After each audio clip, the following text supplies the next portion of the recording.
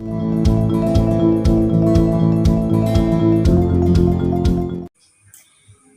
guys, oke, perkenalkan aku Nur Fitri, aku bisa dipanggil Nur Fitri atau boleh dipanggil Dona. Mungkin dipanggil Dona aja kali ya, biar kita tuh akrab. Nah, mungkin dari kalian juga pasti bertanya-tanya kenapa aku dipanggil Dona. Sedangkan nama kepanjangan aku tuh nggak ada kaitannya dengan Dona gitu kan. Jadi aku jelasin sedikit, nama Dona itu tuh panggilan aku dari kecil. Dan juga panggilan sayang dari orang tua aku. Nah, nama panjang aku, yakni Nur Fitri, itu tuh dikasih oleh grandmother aku. Benar nggak? Banyak juga sih yang nanya-nanya perihal nama gini. Oh iya, sebelumnya ini nih pertama kali aku buat konten.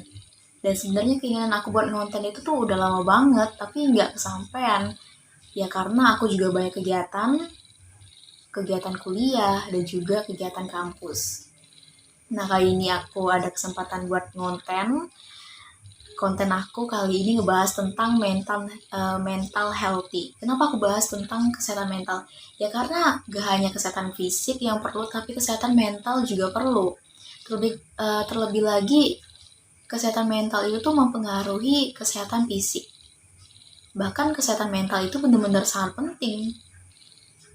Di dalam buku Mental Hygiene, kesehatan mental itu tuh berkaitan dengan beberapa hal. Yang pertama, bagaimana seorang memikirkan, merasakan, dan menjalani kesehatan dalam kehidupan.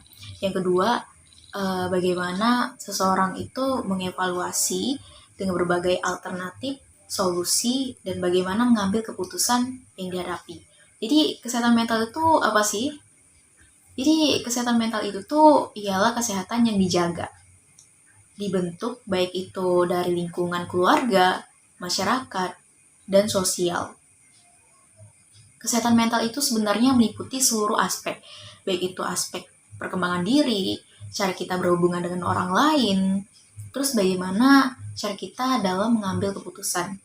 Jadi intinya kesehatan mental itu tuh terbilang kondisi yang sadar, dimana sadar ini ya kita tuh tahu yang mana yang terbaik untuk kita. Nah, kenapa kesehatan mental itu sangat penting? Ya tentu penting dong, karena kesehatan mental itu tuh ibarat kendaraan. Nah, kita yang ngendarainya. Dengan kesehatan mental, kita tahu mengenai diri kita sendiri. Lalu kita dapat mengontrol itu. Nah, kasus yang beredar saat bulan Oktober lalu ini merupakan kasus pada gangguan kesehatan mental. Kasus yang beredar tersebut diduga depresi akibat belajar dalam jarak jauh. Menurut aku di kalangan remaja emang marak banget sih kasus depresi karena menempuh belajar yang mungkin berlebihan sehingga para remaja dituntut untuk cepat beradaptasi dengan memposisikan diri untuk lebih aktif berpikir. Dan ini sih contoh kasus mengenai kesehatan mental. Mental seseorang terganggu itu menurut aku ada beberapa penyebabnya. Yang pertama, gangguan kecemasan yang berlebihan. Nah, gangguan kecemasan ini benar-benar gak bagus. Yang mana kita tuh dilanda kecemasan yang berlebihan akan suatu hal yang membuat kita jadi gak fokus mengakui pekerjaan. Yang kedua yaitu ketakutan yang luar biasa akibat trauma. Ketakutan ini biasanya datang karena kalau kita punya trauma yang menurut kita itu tuh suatu hal yang kita takuti banget, ya takut banget gitu bakalan terulang trauma ini. Biasanya ini datang dari kejadian masa lalu yang menurut kita tidak enak untuk diingat. Yang ketiga, stres berkepanjangan. Stres berkepanjangan itu tuh nggak baik guys. Yang mana stres berkepanjangan itu tuh sebenarnya ngebuat kita bakalan depresi juga gitu. Nah, yang keempat, depresi. Baik lagi sih penyebab lainnya. Jadi aku cuman nyebutin 4 itu aja gitu ya. Tapi dari 4 itu menurut aku saling berhubungan, yang mana depresi itu disebabkan oleh stres. Stres yang berkepanjangan. Nah, stres juga disebabkan adanya gangguan kecemasan dan juga ketakutan gitu. Terkadang ada faktor juga sih Yang mempengaruhi terbentuknya mental seseorang itu faktornya bisa dari lingkungan, keluarga, masyarakat, sekolah, bahkan sosial.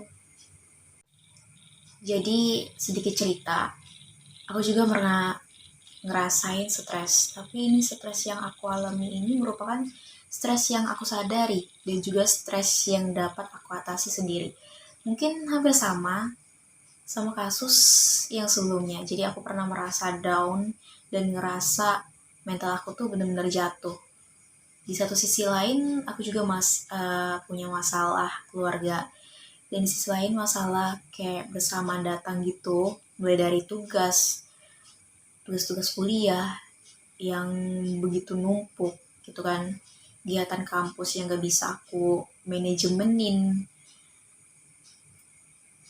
Terus itu terlebih lagi ada sedikit problem di saat aku sudah berusaha melakukan yang terbaik, namun aku dijatuhkan dengan komentar-komentar yang menurut aku itu tuh bukan bentuk apresiasi tapi bentuk menunjukkan kegagalan. Iya, menunjukkan kegagalan aku di saat itu. Aku aku sedikit terdiam, banyak pikiran-pikiran negatif aku yang dipikirkan di kepala. Di saat itu aku juga ngerasa cemas yang ngebuat aku nggak fokus buat ngelakuin kegiatan apapun itu. Aku tahu dan aku sadar aku telah mengambil sebuah resiko dan itu merupakan keputusan aku sendiri buat ngelakuin apapun. Aku juga sadar bahwa yang terjadi ke aku itu membuat aku gak baik-baik aja gitu. Aku tahu kalau aku dilanda perasaan stres yang ditandai dengan kecemasan.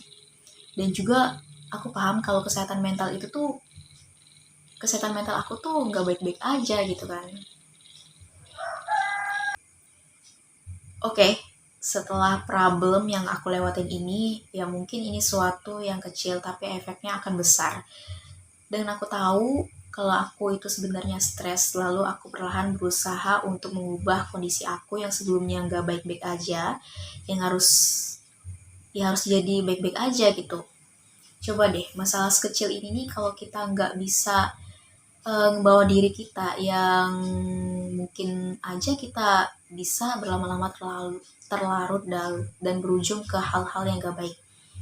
Nah, cara aku buat ngatasin ini yang pertama, aku harus menerima keadaan yang sekarang udah terjadi. Dengan kita nerima semuanya, dengan lapang dada, ikhlas, dan rasa syukur, itu akan mengurangi rasa cemas kita terhadap suatu masalah yang kita alami. Yang kedua, kalau dirasa masalah tersebut dapat diselesaikan uh, diselesaikan secara perlahan, maka aduh maaf ya ada kucing aku yang sangat merepotkan. Oke. Yang kedua, kalau dirasa masalah tersebut dapat diselesaikan perlahan, maka ya selesain satu persatu gitu secara perlahan, dan percayalah setiap masalah yang kita alami ini pasti ada jalan keluarnya atau solusinya. Yang ketiga, kalau kita ngerasa udah gak kuat dengan keadaan yang terjadi, coba deh kita tuh perlahan cerita sama orang yang kita percaya atau orang terdekat kita. Dengan cerita masalah kita ke orang yang kita percaya itu juga udah mengurangi beban masalah kita. Aku juga sering gitu sih gitu. Sebenarnya aku juga sering suka curhat sama teman aku yang mungkin udah aku anggap sahabat sendiri. Ini sahabat aku sejak SMA. Menurut aku sahabat aku ini ialah orang yang tepat dan orang yang terbaik selain mama aku gitu kan. Yang mana aku juga suka sharing-sharing sama mama aku tentang hal-hal baik yang patut harus dijalani. Intinya orang terdekat itu juga bisa dari keluarga. Poin plus juga kalau misalnya orang yang kita percayai atau orang terdekat kita ngasih solusi. Itu sih. Yang keempat yaitu percaya diri. Percaya sama diri sendiri. Percaya diri itu adalah poin penting. Kita harus percaya dong sama diri kita sendiri. Percaya kalau kita tuh bisa melewati hal-hal yang rumit. Percaya kalau kita tuh bisa melewati masalah-masalah yang kian datang. Karena dari kepercayaan diri kita sendiri membuat kita jauh lebih baik untuk mendengarkan komentar-komentar buruk dari orang yang berusaha menjatuhkan kita. Yang kelima, atau yang terakhir, cara aku untuk mengatasi masalah yang sedang kita hadapi, yang berujung stres, dan itu merupakan salah satu gangguan yang terjadi pada kesehatan mental, ialah mendekatkan diri kepada yang maha kuasa. Ya, yang maha kuasa. Percaya kalau kita tuh dekat dengan Tuhan kita, ya maka semua akan baik-baik aja gitu. Anggap aja kita itu tuh sedang diuji untuk jadi orang yang lebih kuat dari sebelumnya. Dan juga berpikirlah positif, bahwa apa yang terjadi dan hal yang menimpa kita, anggap saja dari semua itu ada hal-hal yang baik akan kita terima untuk hari esok, lusa, dan seterusnya. Jadi percayalah, semua akan baik-baik saja. Mengikuti zaman yang sedang tren sekarang dalam dunia mental healthy, yaitu self-love dan self-healing. Sebenarnya banyak ya self-fun gitu kan, yang intinya berhubungan dengan diri sendiri. Apa sih self-love dan self-healing ini? Self-love sendiri ialah cintai diri sendiri, sayangi diri sendiri, peduli sama diri sendiri. Ya sebelum mencintai orang lain, ya kita perlu mencintai diri sendiri dong. Nah, sebenarnya dari bentuk self-love ini merupakan cara kita menjaga diri kita sendiri agar terhindar dari hal-hal yang buruk yang membuat kita sendiri terluka. Kalau kita tahu cara kita mencintai diri sendiri, ya maka kita terhindar dari hal-hal yang tidak diinginkan gitu. Nah, setelah self-love, ada yang namanya self-healing. Self-healing sendiri ialah bentuk proses penyembuhan luka. Jika ditanya apa kaitannya dengan kesehatan mental, maka ya jawabannya sangat berkaitan sekali. Ketika self-healing merupakan proses memahami diri dan memahami segala sesuatu yang membuat kita terluka, maka self-love akan menjaga kita dari hal-hal yang buruk yang akan terjadi. Antara self-healing dan self-love, hal ini merupakan cara membuat mental kita menjadi sehat kembali. Yaps, mungkin mengenai self-love dan self-healing aku bakal jelasin di video aku yang kedua. Aku bikin video kedua kalau kalian pada komen lanjut di episode yang kedua. Jadi jangan lupa komen, like, dan subscribe channel aku ya. Oke, sekian deh dari video aku kali ini. Aku harap sih semoga aku bisa ngebuat video yang kedua dan kalian bakalan akan suka gitu. See you guys. Bye.